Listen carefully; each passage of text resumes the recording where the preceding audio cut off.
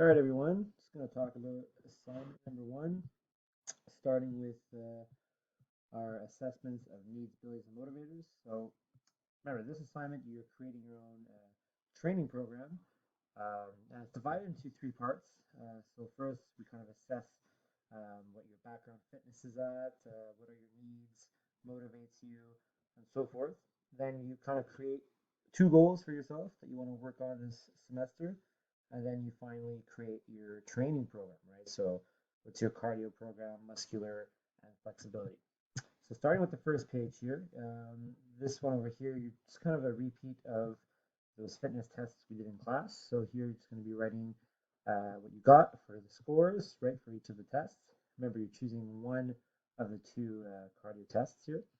I just want you to highlight which one that you chose. Your rating, so that's good, very good, excellent, poor. That's what the rating category is.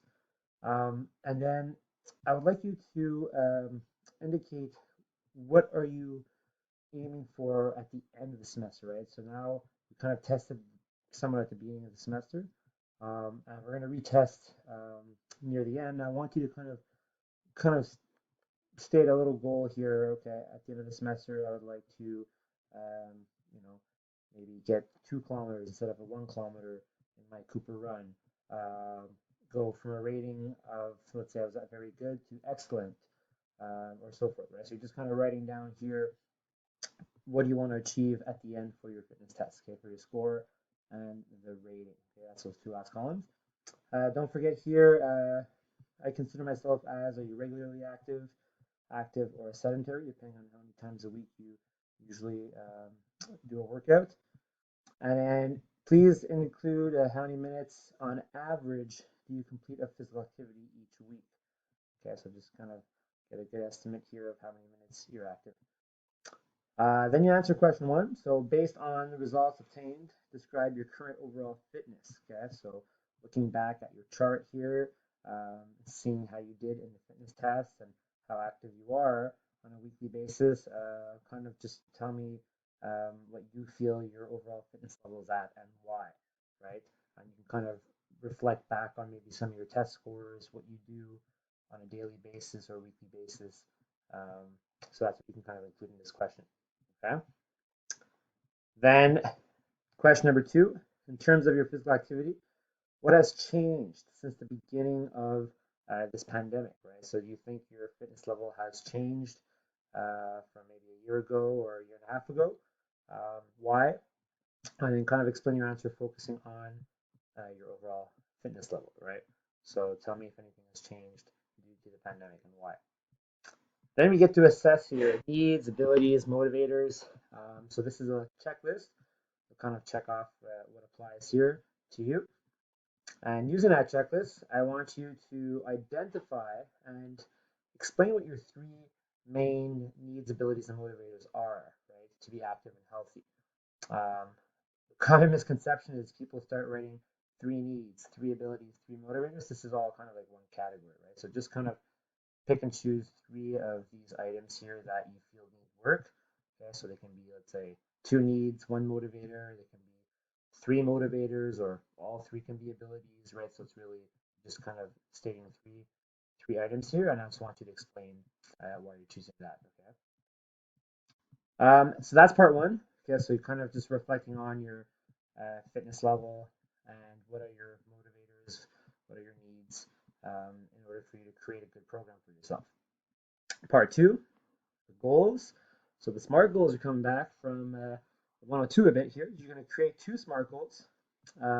This is why you have that SMART goal section in the course pack that you can kind of look back and see how you write those proper SMART goals. So remember, SMART acronym for S is for specific, M is for measurable, A for action oriented, R is it realistic, and T, when's the date, right, that you want to achieve that goal at the time. So make sure that you follow along with that little SMART goals, okay? And then kind of explain, yeah, why it's realistic for you.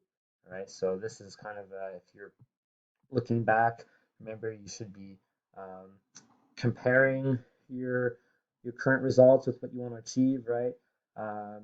So for instance, if you're let's say choosing a goal of I will improve on my muscular endurance in my upper body, right? That's kind of like your specific goal, for instance. And then if you're looking at something measurable, well, then that's how you're going to measure that goal, right? So muscular endurance, upper body. Let's say you can do a push-up test, right? Currently, I'm able to do 20 push-ups in a row. I will achieve um, 35 push-ups by a specific date, right? So that's kind of how you measure that goal of increasing or improving on that muscular endurance, right, for the upper body. So that's kind of a little quick example you can use, but you see how I just compared what I currently am doing and what I want to achieve. And it's the same thing in your actions, right? When you talk about your actions, I only want two of them. Okay, so what are the steps you're going to take to achieve that goal? Well, compare. What am I currently doing, and what do I actually want to do, or what can I do to achieve that goal? Okay, so that's all kind of in that smart review package in the course pack. So make sure you take a look at that. Okay, so I want two goals. This is kind of like the tests. So what tests will we be using to measure those goals? They can be a repeat of a test that we did for our fitness testing, or they can be any other test that you can find, right? There's a lot of other tests out there that you might wish to use. So you can kind of let me know here what are those two tests for those two goals, okay? What is your kind of beginning status? So like, what are you currently at in terms of how you're going to measure this, right? So like I said, currently I'm at 20 push-ups, for instance. Currently, I only run one kilometer in 12 minutes, right? Like, what's your current status? What do you kind of want to achieve by class 8 and 10? And then what's your final goal? It can be end of the term or it can even be later for those that are kind of creating longer term goals, okay? So beginning, intermediate, and then at the end, what's that final goal that you want to achieve, okay? So you can just kind of write that in there. So that's part two, the goals. And then finally, we move on to the fun stuff here, part three, right? Really kind of creating that program for yourself. Starting with cardio. So please keep in mind the FIT principles. We discussed this in class, right? So make sure that all makes sense and it's properly aligned with what you're trying to achieve here. This is just kind of like a snapshot of what a typical week of your cardio training program would look like, right? I know sometimes the weeks can fluctuate. That's okay. Just kind of give me a snapshot of what one of those weeks looks like, right? Remember, cardio, do not write 10-minute walk to get to school or something, right? So make sure that it's something that, look at the FIT principles, at least 20 minutes in length if you can, right? Something that's within your target heart rate zone, so it makes sense. Don't start including things that you're going to be underneath your target heart rate zone because then that's not really working towards cardio. Okay, so little reminders like that you can make sure you include. And you don't have to fill out every single day, right? You can have some days off, no problem, as long as it's something that meets your needs, right? If you are a beginner runner, don't be running 7 days a week, right? Or even 6 days a week, right? Because that's unrealistic. Okay, so it kind of coincides with that goal of yours, right? So based on your abilities and your fitness level, you're creating a goal that's realistic, and then obviously create a training program that's realistic to that need as well. Okay. Um, Intensity, right? 1 to 5, 1 being very light, 5 being vigorous. So that's kind of what you write here and how long are you doing that activity for. You can include ponderation, so just make sure in class time, but do not put 2 hours or an hour for ponderation or 2 hours for class because we're not doing 2 hours of cardio in class, and I'm sure you don't do 1 full hour of cardio and ponderation. So make sure that you kind of allocate the proper time that we usually spend in class. We usually do about 20 minutes or so, 25 depending on the week. So you shouldn't be having like 2 hours of cardio when we have our class on Monday because it's not quite right. Okay. Then the muscular. So you're creating your muscular workout. So a full body workout. Okay. Even if your goal is, let's say, only upper body or only lower body, I still want you to show me that you understand how to create a full body program for yourself. Okay. 10 to 14 exercises.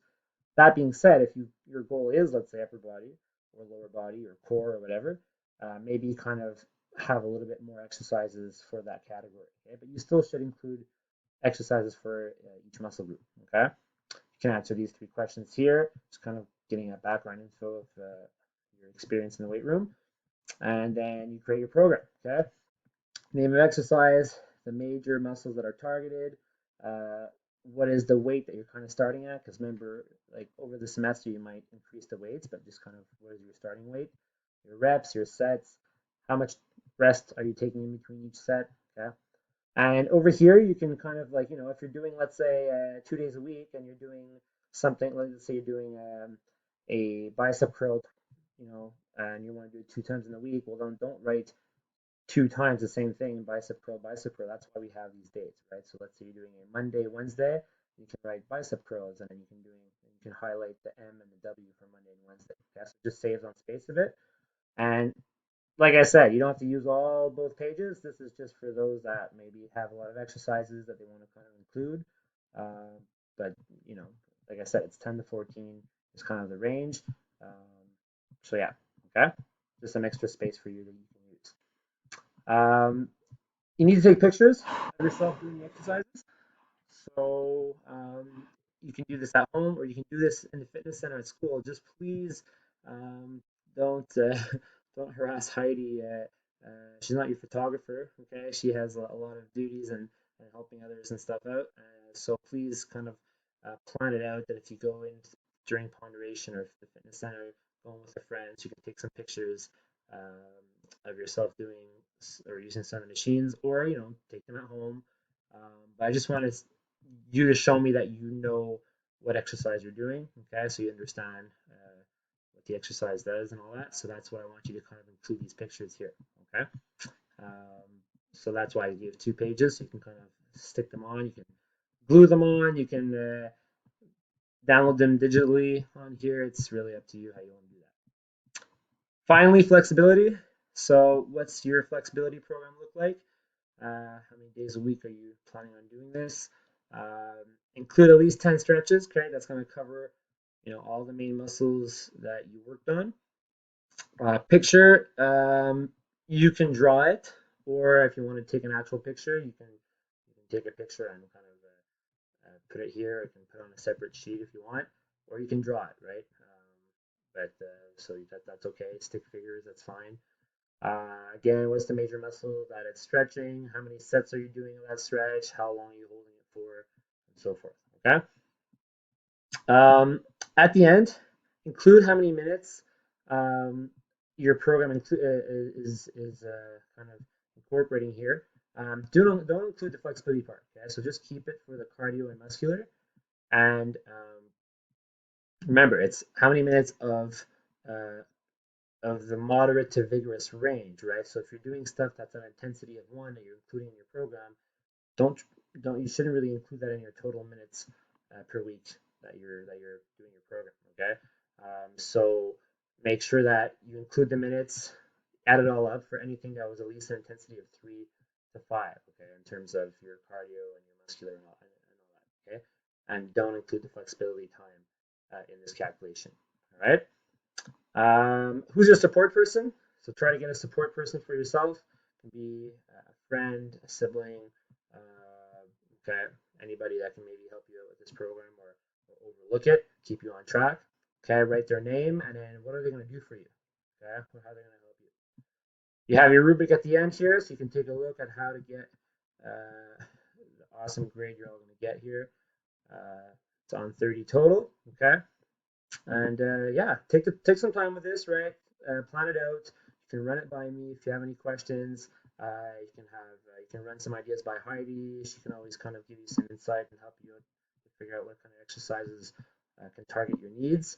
All right, but have fun with this. Okay, this is a program that you're going to build for yourself that hopefully you'll be able to use, going forward. All right, you can always come by my office or speak to me in class. But yeah, have fun and good luck.